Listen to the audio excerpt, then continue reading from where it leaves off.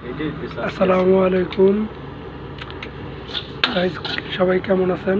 আশা করি ভালো আছেন। আজকে কিছুদিন ধরে বাবুর্চি পাকঘরের তালা মেরে থয়ে তো আমাদের জাহাজে এই তেলের চুলাটা ছিল। তো রাত্রের বাজে এখন 3টা। রাত্রের বাজে এখন 3টা। আমরা আছি এখন বর্তমানে সাহারঘাট। চারোদিকে কুয়াশা পড়ে গেছে, তার জন্য কিছু দেখা যায় না। আর আমরা আছি এখন 2 নাম্বার ডেকে বসা চাল ভাজতেছি। আমি আর আমার ডিউটিওয়ালা, আমরা দুইজনে এখন চাল ভাজা খাইতেছি। তো বাবুচি আজকে কিছুদিন ধরে পাকঘরে তালা আটকা দিছে, আমাদের পাকঘরে ঢুকতে দেয় না। খিদাও লাগছে, কী করবো দিশা পাইতেছি না। তার জন্য এই নিনজা টেকনিকটা বাই করছি। পুরা যেতেছে গা। এখন বন্ধ করে দিই, আমাদের খাবার হয়ে গেছে গা। দারুণ ছিল এটা।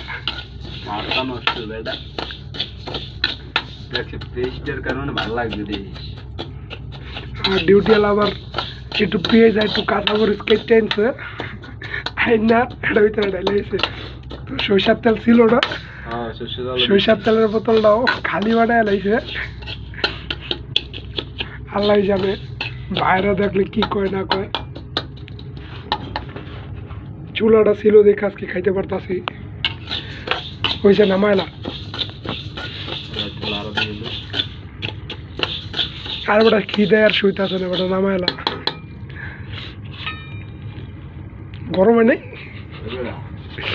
বেমালা গরম হয়েছে।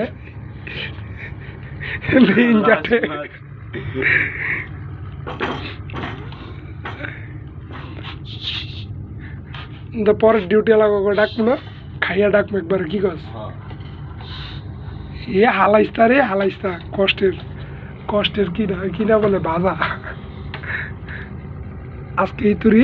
সবাই ভালো থাকবেন, দোয়া করবেন আমার জন্য।